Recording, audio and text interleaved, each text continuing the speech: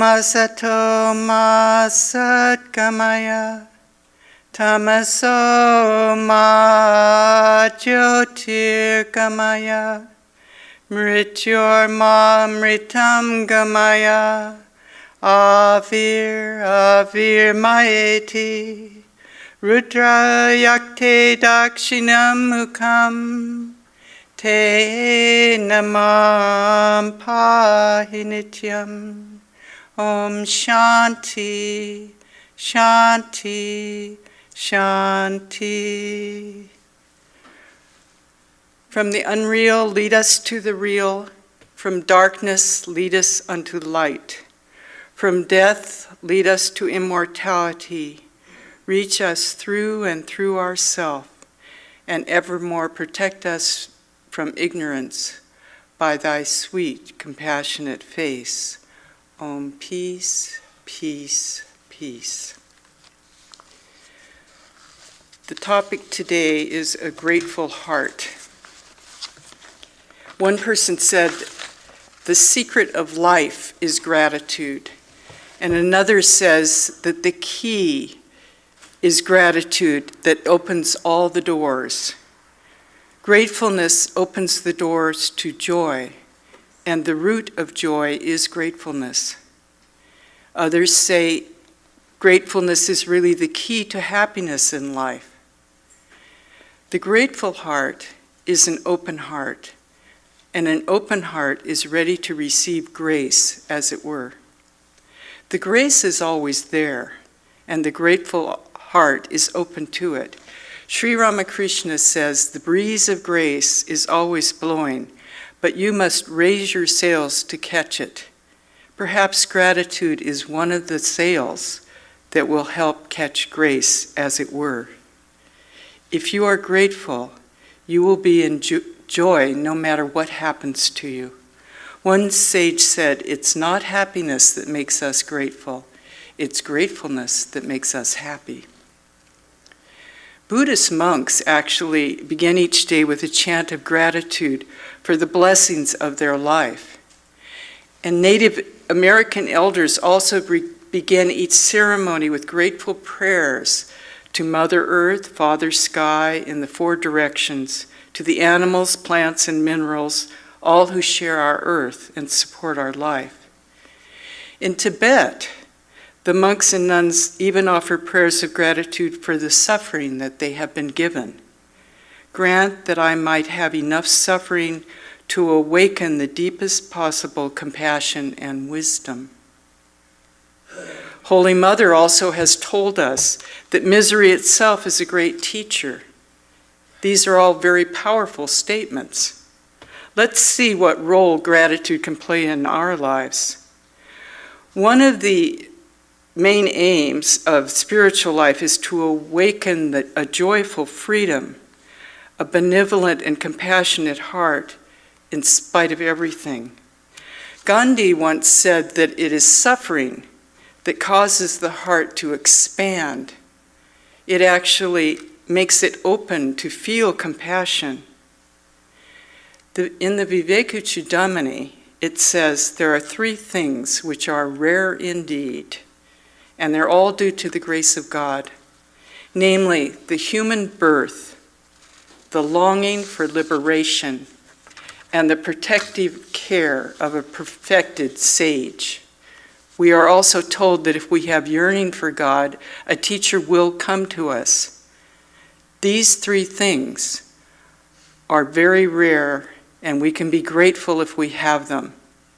The very fact that you're here this morning means that you're interested in a higher life, and that itself is a blessing. God's gifts to us are given unconditionally, and our gratitude also has to be unconditional. It's not surprising that in Buddha's ethical teachings and spiritual teachings it's found. For example, in the Mangala Sutta, the Sutta of Blessing or Auspicious Signs, it comes. It's a very short sutra. It's found in the Pali Canon, and it's often regarded as summarizing the whole duty of the serious-minded Buddhist, and it enumerates gratitude as one of the auspicious signs. According to the Mangala Sutta, it is a sign that you're making spiritual progress. But what is gratitude? What do we mean when we use this term? The Oxford Dictionary says it's being thankful or having readiness to show appreciation for and in return for a kindness. This is one of the definitions of the English word, and it does give some understanding of what it means. But the Buddhist point of view, if we look at it, we need to go further and see the Pali word itself, which is being translated as gratitude. It is katanutta. Kata means that which has already been done, especially to oneself. And anutta means knowing or recognizing it. So katanutta really means knowing or recognizing what has been done for one's benefit. These definitions indicate that the connotations in the Pali word is different than it is in English. In English, the word gratitude connotes an emotional meaning. We say, I feel gratitude, I feel grateful. But the katanutta word actually is more intellectual. It's more cognitive. It makes it clear that what we call gratitude involves an element of knowing, knowledge of what has already been done for us or to us for our benefit. If we don't know that something has benefited us, we don't really feel grateful. It is said that Buddha knew that the Bodhi tree had sheltered him as he attained enlightenment, and he knew that his 5 former companions had been helpful to him, so he felt gratitude toward them. Not only that, he gave expression to the feeling.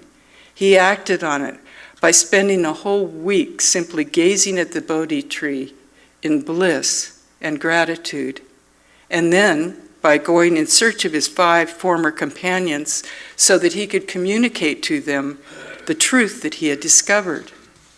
The important implication is that it's a perfectly natural thing to feel grateful for benefits we've received. But the benefit has to be recognized as a benefit. If we don't feel that someone or something actually benefited us, we're not going to feel grateful to them. This suggests that we have to understand what is truly beneficial and what has helped us grow and developed as human beings. We also have to know who and what have benefited us and remember that they have done so. Otherwise, no feeling of gratitude is actually possible. In Buddhism, there are 3 principal objects of gratitude: our parents, our teachers, our spiritual friends, and then, of course, gratitude for the teaching itself, for the Buddha. Sometimes one is ungrateful according to the Dhamma Sutra, and this is caused by 4 things. A person may not understand that he's been benefited. For example, a person may say, I'm not grateful for my life, I'm in pain.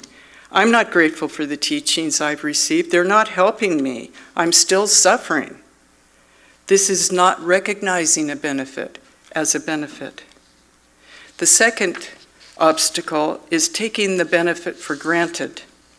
We may think that we deserve the good things that we get, that we have a right to them, that we're entitled to them. This also is an obstacle to gratitude. 3, our own egotism may cause us to be ungrateful. We may think we've earned everything ourselves. Everything that came to us, I earned. And we can do everything for ourselves. We don't need any outside help. And the 4th obstacle is forgetfulness. We may forget what has been done for us. Time may make us forget how much something has benefited us. We forget how much we owe to all those who have gone before us and for those that are around us. Swami Chinmayananda Saraswati gives Kritagnya as the precise Sanskrit word for gratitude. Kritagnya means gratitude. It's formed from the word krita, meaning cultivated, and the root gna, which refers to a state of consciousness, or again, knowledge. It therefore refers to a state which is consciously created or chosen. It's the result of being fully present, the realization and acknowledgement of a particular moment in time, the truth about where we are now and about who we are. Some teachers have suggested it can be beneficial to meditate on gratitude. They suggest that we try different methods. Here are some of the mantras that are suggested that you can meditate on to help you feel gratitude. Dhanyavad. Now, dhanyavad is a Hindi word that just means thank you, but it also means I feel gratitude. If you meditate on this, you understand when I am grateful, I find grace. By looking at the blessings in my life, I open a space of light within me, within every experience. I open the path for grace to flow, as it were. The next mantra they give is Ananda Hum, I am bliss. When I gladden my heart, I awaken the energy of gratitude, they say. It's an energy that expands and elevates me and brings me to a deeper place in my own heart. By opening my heart, I can feel grateful. It shifts the moment by shifting me. Nothing around me changes, I change. Things do not create gratitude. The energy of joy inside me creates the gratitude. It's always there. Then, Kritagnya Hum, I am gratitude.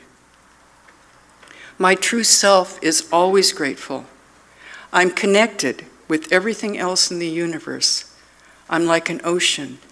The deeper I go within, the more profoundly I become one with the stillness that is my true self. Gratitude is the beacon that guides me to that place, a place where meaning, dreams, truth, and love exist, no matter who or what I must be today in this world. Gratitude connects us to our true nature, which is bliss.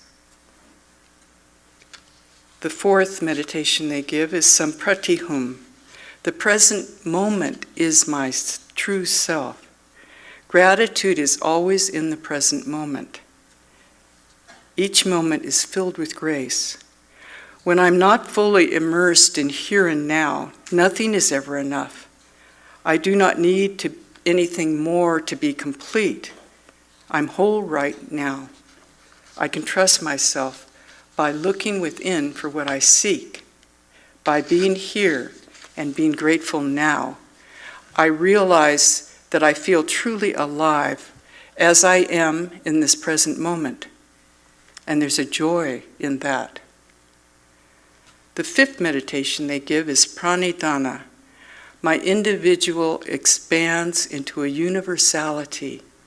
Grace dissolves the resistance and obstacles in my life. We all struggle.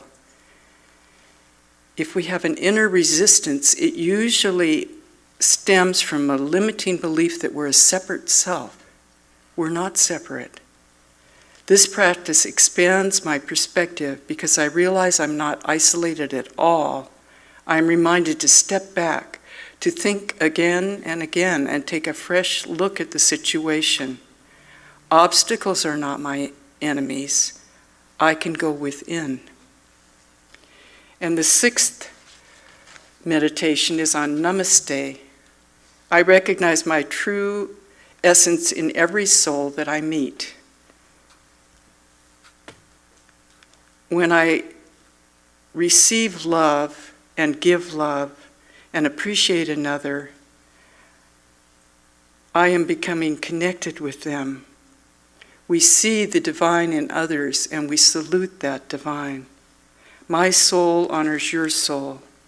I honor the place within you where the entire universe resides. I honor light, love, beauty, truth, and peace within you, because it is also within me. And in sharing these things, we are united. Some people suggest that simply by concentrating on the heart, a heart coherence, as it were, an intuitive heart energy comes about, and we can unite all of our hearts and actually affect change in the whole world.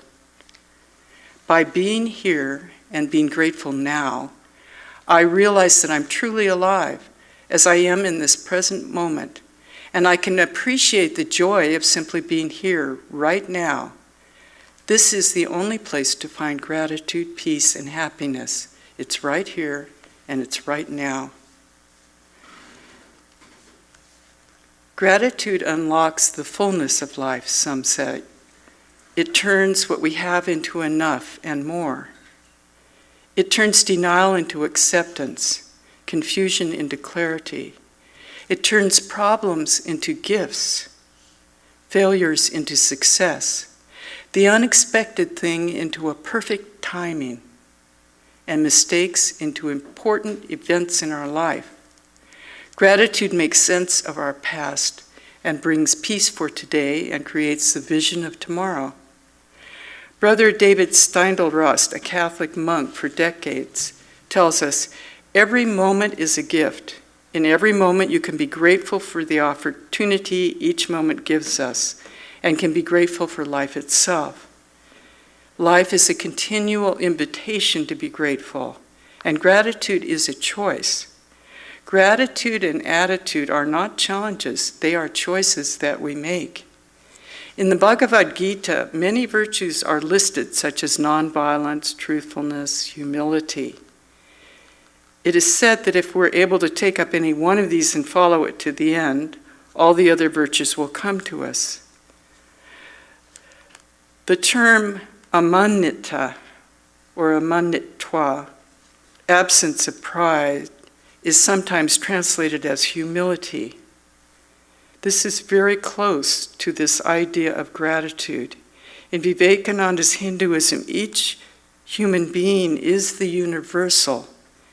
And when you recognize that and feel oneness with everyone and everything else in the universe, without inferiority or superiority or any other bias, it is the mark of humility, he says. And it makes us very grateful. It's perhaps seeing the truth about ourselves and about God. We are not actually the doers of action. We just think we are. There's that Bengali song, O Mother, all is done by thy sweet will. Thou art self-willed, O Mother of mine. Thou workest thy own work. Men only call it theirs. If we understand this, we become truly humble, our hearts open to grace, as it were. Steindl-Rast again tells us to find peace, we have to find this center of gratefulness within us, find the inner center, the heart, and give the full response of gratefulness, which gives joy and peace to you and to everyone else. We may not be able to be thankful for things like war or poverty, but we can always be grateful for the opportunities before us. We can feel peaceful in the moment, in any situation, if we go within. And if you find this gratefulness within your own heart, you will see it in all. Heart speaks to heart, and the language of the heart is gratitude and joy. Find the inner center of the heart and give the full response in gratitude. Again, I will quote St. Teresa. This is one of my favorite quotes, which I often use. You see, it is no longer possible for me to suffer, because everything that happens is by God's will, and everything that He does is sweet to me. If we take everything as coming from God, we can be grateful for everything, for every moment. One psychologist in the modern positive thinking school, Martin Seligman, encourages readers to perform daily what he calls gratitude exercises.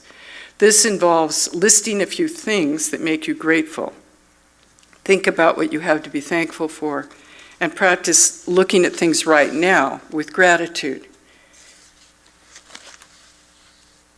Gratitude changes your mind. They've shown this in scientific studies. If you're interested in psychology, it's there. Compassion, unconditioned compassion, makes you happy. And you can practice these things in meditation. It actually changes the samskaras in your mind. First, change your mind, and then change your outlook. And we can meditate on these things and change those samskaras.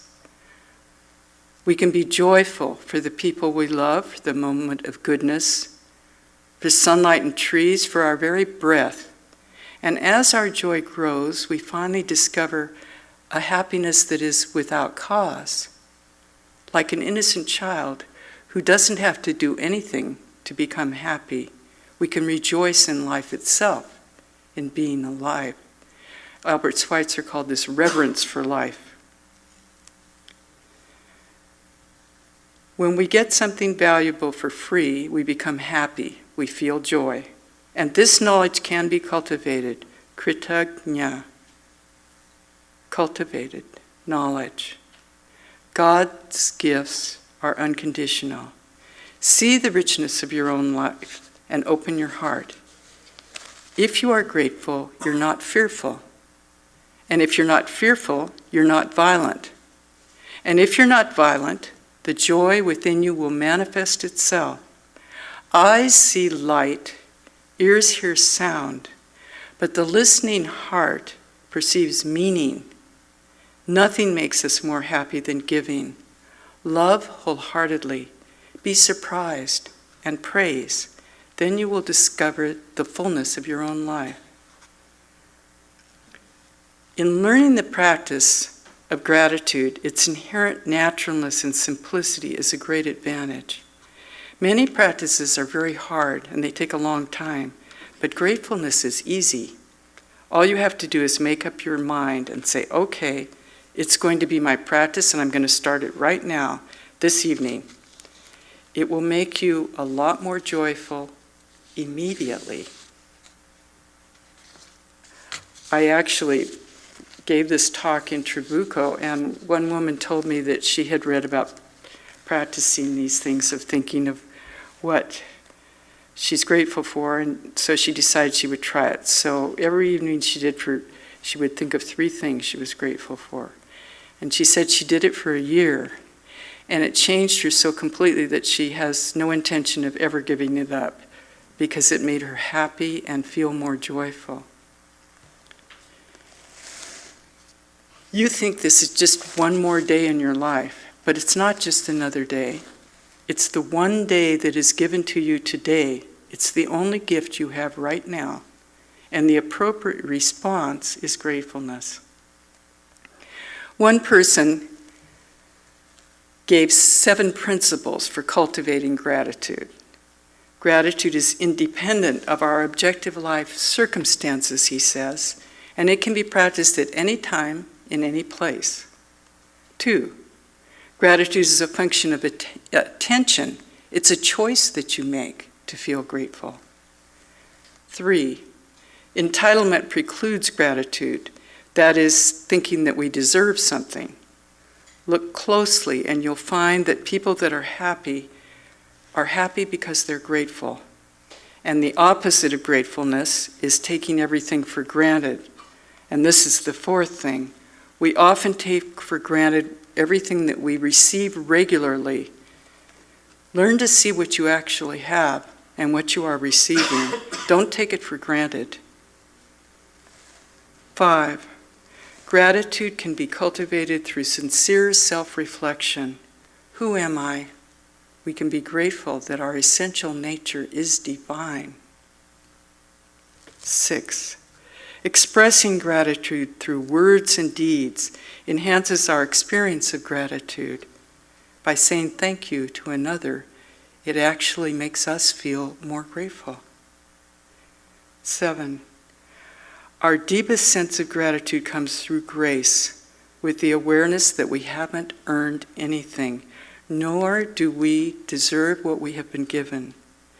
It stems automatically from the heart of a receiver. Epictetus, who was one of the ancient Greek philosophers, once said, "He's a wise man who does not grieve for the things he has not, but it rejoices in those which he has."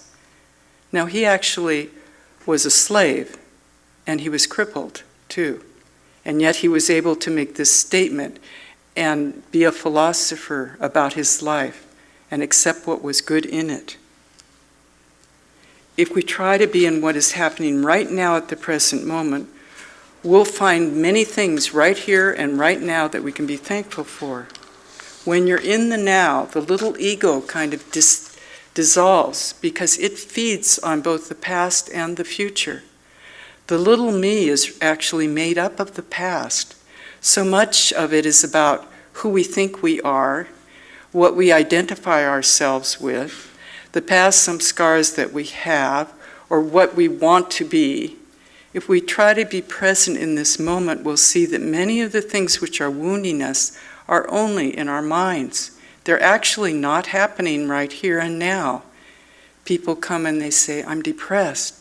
And what is depressed is the mind. They're stabbing themselves continually, mulling over thoughts of something that happened long ago.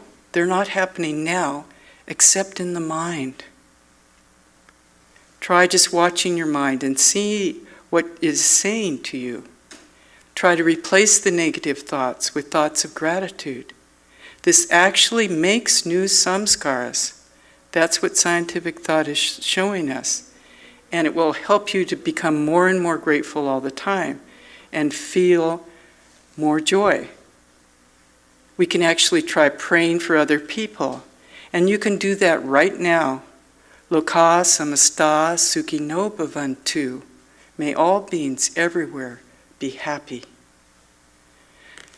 Sometimes each one of us goes through a hard period of time, and when our own light seems to almost go out, and it's rekindled from a spark from another person, and each one of us should feel very grateful to those who have lighted this flame within us. That's a quote from Albert Schweitzer. And this is the advantage of spiritual company. It can rekindle that light which is already in you. It's your essence. This is actually grace, and it comes from God and the recognition that God sends us the opportunities we need at every moment. Eckhart Tolle tells us it is through gratitude for the present moment that the spiritual dimension of life opens up. Everything is a gift. The degree to which we're awakened to this truth is a measure of our gratefulness, and our gratefulness is a measure of our aliveness. Schweitzer again said in his Reverence for Life, "He who does not reflect his life back to God in gratitude does not know himself." Being grateful can actually be a perpetual state of mind. Our hearts can be tuned into a prayer of adoration at every moment. And this is what is meant by praying without ceasing. This is what is meant by true humility. Meister Eckhart tells us, if the only prayer you said was thank you, that would be enough. Cultivate the habit of being grateful for every good thing that comes to you and give thanks continuously.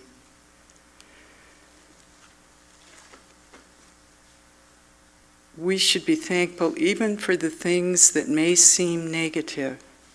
They are the things which make us strong. There's actually a country and western song that says, "What doesn't kill you makes you stronger." And this is true. They say sometimes the tree is shaken so that the roots become firm. Thomas Merton says, to be grateful is to recognize the love of God in everything He's given us, and He's given us everything. Every breath we draw is a gift of His love.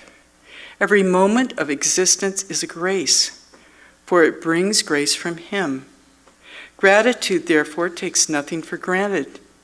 It's constantly awakening to new wonder and praise of the goodness of God. For the grateful person knows that God is good, not by hearsay, but by experience, and that is what makes all the difference. Gratitude actually has the power to heal and energize and change lives. Sometimes people get the mistaken notion that spirituality is a separate department of life. But rightly understood, it's a vital awareness that pervades all the realms of our being. Wherever we become alive, that's the area where we're spiritual. Try pausing right now, one person suggests, before small acts, even something simple like putting a key in a lock to open a door. Pause and take a brief moment and think and try to center yourself. These pauses don't take very long, but they have the effect of decompressing time and centering you in yourself. What does it mean to feel gratitude? It's an affirmation of good things, a yes to life. When we're grateful, we are always in the present moment. We're grateful now. Normally, people cut reality into compartments, and so they're unable to see all the interrelation between phenomena. To see one in all and all in one is to break through the great barrier which narrows one's perception of reality. Thich Nhat Hanh says, just breathing and smiling can make us very happy, because when we breathe, we consciously recover ourselves completely and encounter life in the present moment. One study shows that gratitude does the following things. And this study actually was done cross-culturally. It held true in all cultures. 1, it increases emotional well-being. 2, it improves your relationships. 3, it lessens depression.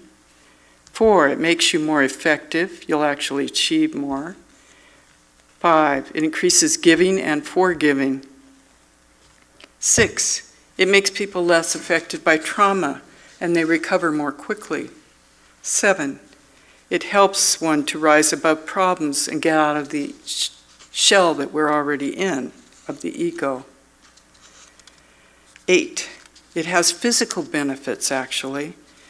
The people who have gratitude tend to exercise more, sleep better, and they're less likely to engage in harmful activities such as drinking and smoking, and it actually lowers your blood pressure. So these are all good things, I think we would agree. Various practices are given in order to help cultivate gratitude. Some people say you should keep a gratitude journal. Just write down the things that you're grateful for every day. For 15 minutes before going to sleep, some students were instructed to write about the things that they were grateful for in a journal.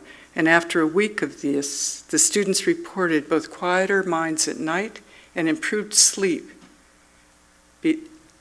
Before they started their gratitude journals, they were reacting to stimulating thoughts and worries and not sleeping well at all.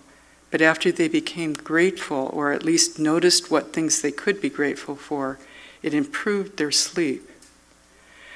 Others suggest something as simple as a gratitude stone. Get a smooth stone, put it in your pocket, call it your gratitude stone. And then every time you touch it, take it out and look at it and think of something that you're grateful for. If you keep doing that throughout the day, you'll find there's many, many things to be grateful for. Robert Emmons, who's from US Davis, he's one of the top authorities on gratefulness.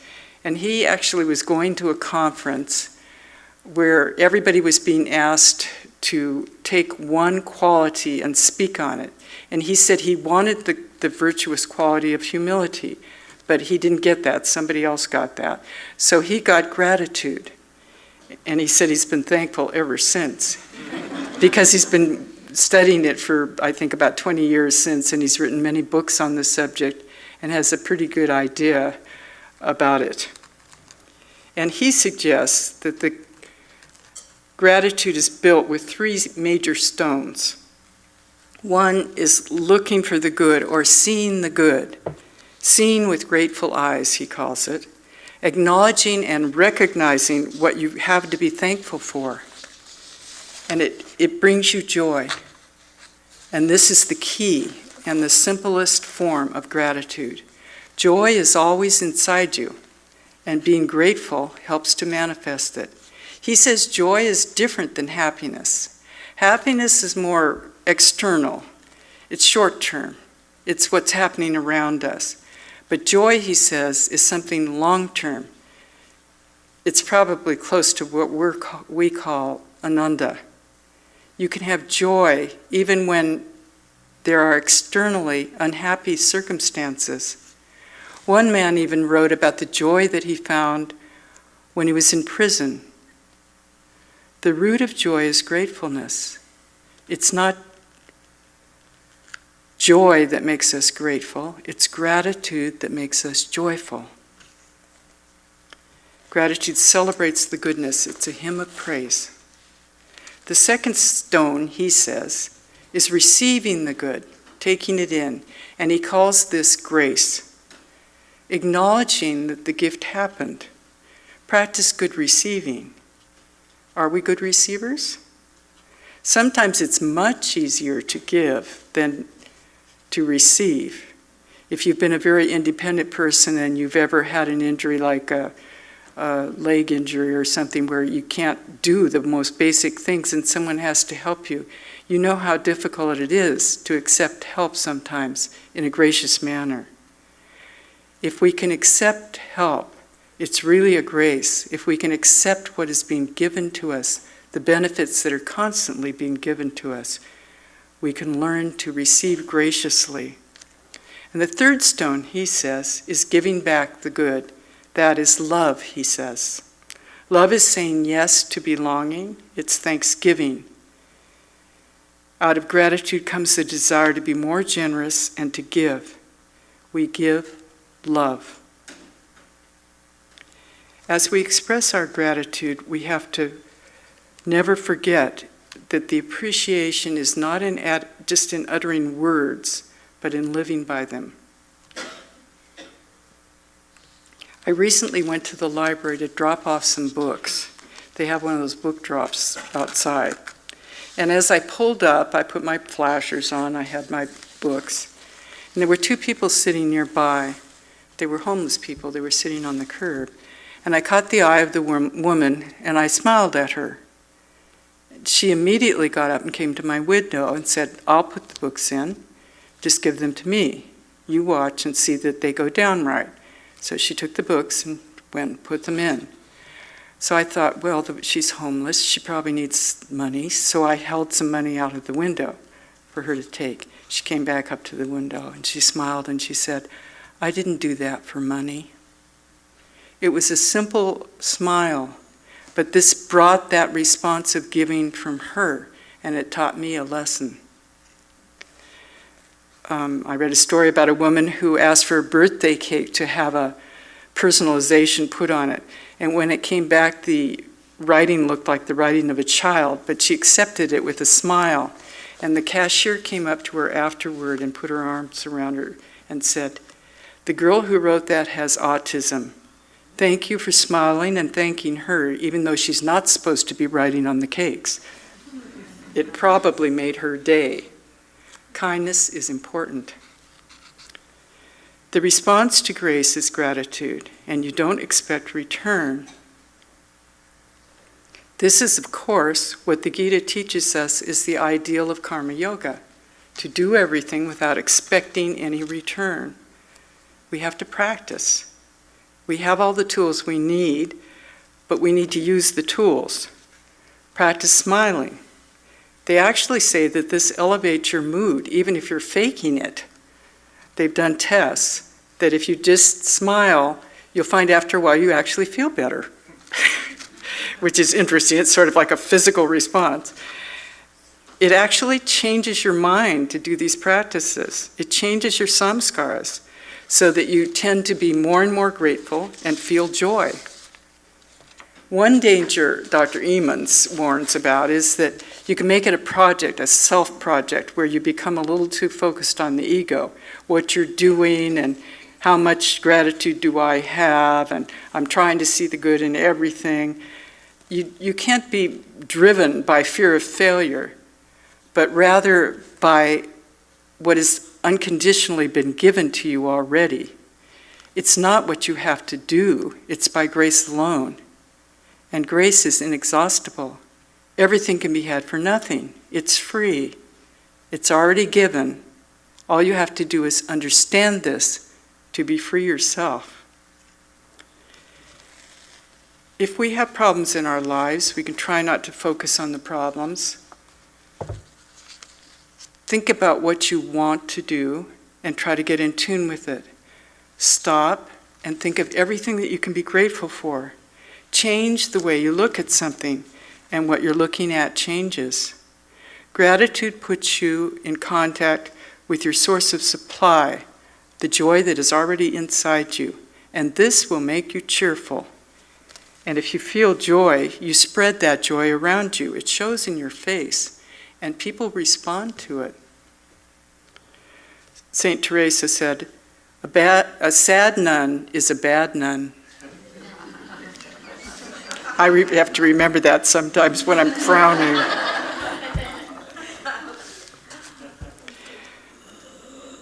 They say there's a wave of gratefulness right now because people are becoming how aware, how important this is, and how it can change our whole world. As I said before, if you're grateful, you're not fearful. And if you're not fearful, you're not violent. If you're grateful, you act out of a sense of fulfillment and not a sense of scarcity. You're willing to share. And if you're grateful, you're enjoying the differences between people and you're respectful to people. And that changes the way we live with each other. As we learn to give thanks for life and even for death, for all of this given world of ours, we find a deep joy. A lifetime really wouldn't be enough to attune ourselves fully into the harmony of the universe. But just to become aware that we can resonate with it, that is enough to give you a feeling of joy and a feeling that you're waking up from the dream. We seek beauty and someone to love outside ourselves, and often we're disappointed. I'm not saying that human love isn't real or not fulfilling. We love each other because we see the spark of the divine in the other. It is not for the sake of the wife that the husband loves the wife. It is for the sake of the Atman within the wife. It is this spark which makes beauty all around us. But I tell you that anyone who has had a vision of God knows that the beauty there is 1,000 times more beautiful than even the most beautiful face. The human face is a mere reflection of that love of God. The Bhagavad Gita says it shines like 1,000,000 suns. In nature, we see beauty. Nature helps us heal. People who face a natural scene when they're ill actually recover more quickly than those who face a brick wall. Illumination came to Brother Lawrence when he saw a leafless tree in midwinter, and somehow that sight stirred in him the reflection that the leaves would be renewed and flowers and fruit would appear on the bare branches. This revealed to him the presence of God and the power of God lying hidden in all creation. And he said that the spiritual awakening that he had then sustained him throughout his life. In all of us, the power of God is lying hidden, waiting for awakening. We have to find the divine center of consciousness inside ourselves, the center of joy and gratitude, and call forth that dormant power. Just watch the rising sun, and your heart feels uplifted and joyful. because we've all experienced rebirth and awakening in our lives. Swamiji tells us that the greatest of all temples is the human body itself. The Brahma Sutras tell us to meditate on the light behind the eyes. Meditate within and find it there. And then we will see that everywhere we can see the face of God before us. It is the light behind all eyes, behind all of creation. As we do this practice, we find that the light is within us and it is also outside of us, if we just open our eyes and see it. If we learn to see God's face everywhere, we will feel immensely joyful and grateful. Swamiji says the first sign that you're becoming religious is that you're becoming cheerful. To the yogi, everything is bliss. Every human face that he sees brings cheerfulness to him. When you can live in the depths of the present moment without regretting the past or worrying about the future, you're content. The joy of the Atman is always within you. It can be released any time by breaking down the barriers of desire and fear which we have built around it. According to the Patanjali's Yoga Sutras, as the result of real contentment, one gains supreme happiness, real joy, and we will feel immense gratitude. We've already spoken of the three essential things for spiritual life which come from the grace of God. 1, the human birth. 2, the desire for liberation. Uncomfortable as it may be, this is a great blessing. And 3, the grace of an illumined soul. The teachings have been given to us, and we should be immensely grateful for what we have. There is one other thing that is very important and not easy to attain, and this is the grace of your own mind. Be grateful. Sometimes if we can just pause and look at the beauty around us, it's helpful. I've told you this before, but it's still a very real experience that I had. I remember once looking at a persimmon that was sitting in a window on a light blue windowsill. And it was like I really saw it for the first time. The beauty of the colors was entrancing. The blue and the orange were suddenly exquisitely beautiful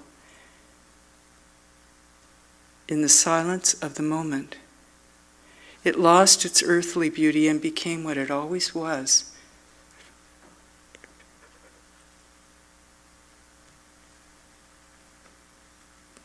An expression of joy, an expression of love.